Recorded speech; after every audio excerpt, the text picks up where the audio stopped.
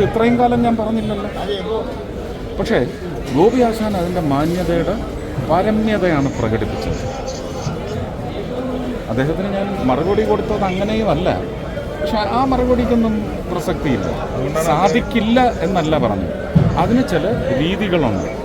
അത് 2015 ശേഷം ആ രീതി എന്തൊക്കെ അഴിമതിയാണ് വരുത്തി വെച്ചതെന്ന് മനസ്സിലാക്കി ആ രീതി മാറ്റി ഇപ്പോൾ പുതിയ രീതിയിലാണ് കാര്യങ്ങൾ പോകുന്നത്. ഒരു 11 അംഗ കമ്മിറ്റിയുണ്ട്. ആ കമ്മിറ്റിയുടെ മുമ്പിൽ ഞാൻ സെൽഫ് അഫിഡവിറ്റാണ് രേഖപ്പെടുത്തേണ്ടത്. അപ്ലൈ ചെയ്യാത്ത ആൾക്കാർക്ക് കിട്ടില്ല, കിട്ടും. ചില പാവങ്ങൾക്ക് ഇത് അറിഞ്ഞുകൂടാ.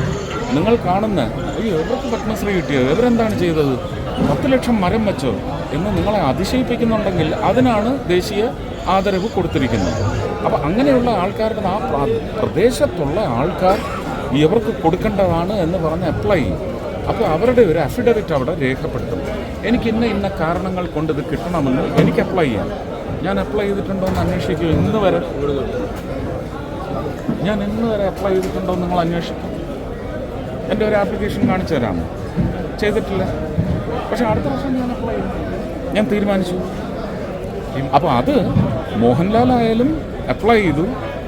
അതിനുശേഷം ഒരു കോഡ് നമ്പർ കിട്ടും ഇവരുടെ ഫയലിന്. ആ നമ്പർ എന്നെപ്പോലെ പലരും അവിടെ റെക്കമെൻഡ് ചെയ്യും. ഇതാണ് ഞാൻ അദ്ദേഹത്തോട് പറഞ്ഞത്. പക്ഷേ അദ്ദേഹം അത് മറന്നിട്ടുണ്ടാവും. അല്ല, അപ്ലൈ ചെയ്ത് എനിക്ക് നമ്പർ തന്നിട്ടുണ്ടെങ്കിൽ ഉറപ്പ് ഞാൻ റെക്കമെൻഡ് ചെയ്തിട്ടുണ്ട്. എനിക്ക് ഓർമ്മയില്ല. ഇല്ലാത്ത കാര്യം ഞാൻ പറഞ്ഞിട്ട് പിന്നെ അതിനെ അടുത്ത വിവാദമാക്കാൻ നീ മകനിതൊന്നും അറിയാത്തത് കൊണ്ടായിരിക്കും അങ്ങനെയൊക്കെ പറഞ്ഞത്. ഞാൻ പറയുന്നത് എന്നെ സംബന്ധിച്ച് ഗോപി ആശാനും കുടുംബവുമാണ് പ്രസക്തം. കാണൂ, ഗോപി ആശാനെ കാണൂ.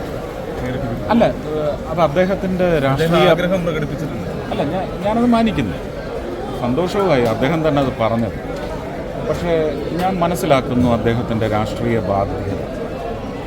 അത് ഹനിക്കാൻ ഞാൻ തയ്യാറില്ല. ആരുടെയും രാഷ്ട്രീയ ബാധ്യത ഞാൻ ഹനിക്കില്ല. ഇപ്പോൾ കരുണാകരൻ സാറിൻ്റെ ബന്ധുവിൻ്റെ വീട്ടിൽ ഭക്ഷണം കഴിക്കാൻ പോയത് വിളിച്ചിട്ട് തന്നെയാണ് പോയത്. അവരതിന് തയ്യാറാണെന്ന് അറിയിച്ചിട്ട് തന്നെയാണ് പോയത്.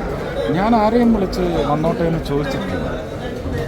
ഞാനത് ചോദിച്ചത് 2019 ഞാൻ തൃശ്ശൂർ വന്ന് നിൽക്കുന്നത് കൊണ്ട് ലീഡറുടെ ഭാര്യയുടെ കല്യാണിക്കുട്ടി അമ്മയുടെയും ഒരു റോസാപ്പൂ വെച്ചോട്ടെ എന്ന് ചോദിച്ചു.